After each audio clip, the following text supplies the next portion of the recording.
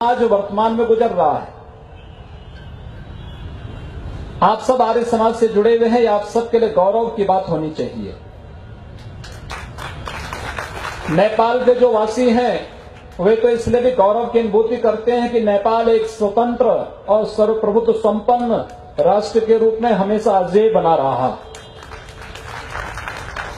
लेकिन भारत को कुछ कालखंड तक गुलामी की बेड़ियों में जकड़ने के लिए मजबूर होना पड़ा था।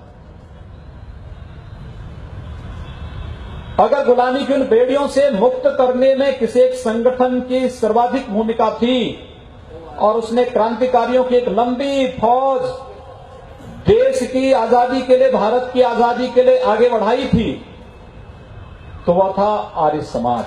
महर्षि दयानंद सरस्वती से प्रारंभ हुई एक समृद्ध परंपरा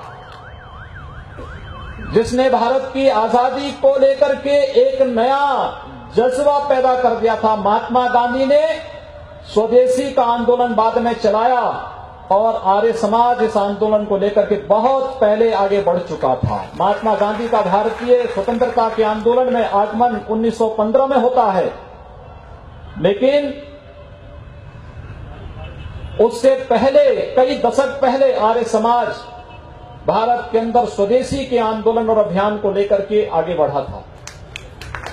आप उठा करके देखिए, वीर सावरकर से लेकर के दुनिया के अंदर एकमात्र क्रांतिकारी जिसे एक जन्म में दो आजन्म कारावास की सजा होती है, वो अपने को आर्य समाजी कहने में गौरव की अनुभूति करते थे। पंडित राम प्रसाद बिस्मिल, एक लंबी परंपरा, लेकिन महर्षि दयानंद बनने के लिए जिस समर्पण की आवश्यकता है, महर्षि स्वामी श्रद्धानंद बनने के लिए जिस समर्पण की आवश्यकता है, आर्यवीरों अगर उसका भाव होगा तो फिर इस संक्रमण के काल से समाज को गुजरना ही पड़ेगा।